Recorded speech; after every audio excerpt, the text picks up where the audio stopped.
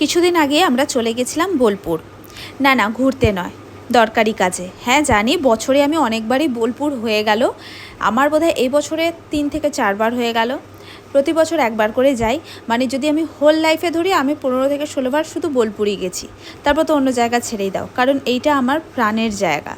আর এখানে এসে খুব দরকারি কাজেই আমরা এসেছিলাম। সেইটা হয়ে যাওয়ার পর আমরা গেছিলাম আমাদেরই এক পরিচিতের বাড়ি। সেখানে গিয়ে দেখি তাদেরও গোপাল কি সুন্দর সেজেগুজে বসে আছে। তাই সঙ্গে যখন আমার গোপুসোনাদের নিয়েছি, গিয়ে ওদের পাশে বসিয়ে দিলাম।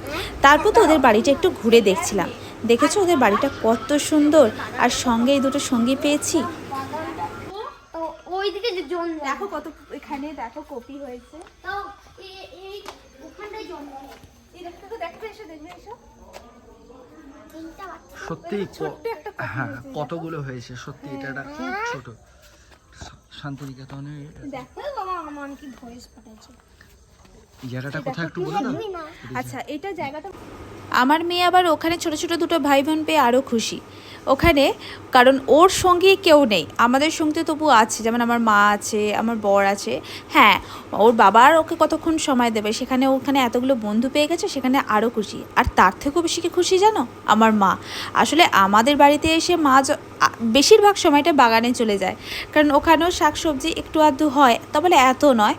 তা ওখানে গিয়ে মা থাকতে খুব ভালোবাসে। তারপর দেখাই ওদের বাড়িটা। দেখেছো ওদের বাড়িটা কতটা সুন্দর, আমার কিন্তু ভীষণ ভালো লেগেছে। আচ্ছা, এই ভিডিওটা তোমাদের কেমন লাগলো জানিও অবশ্যই, আর বাড়িটা কেমন লাগলো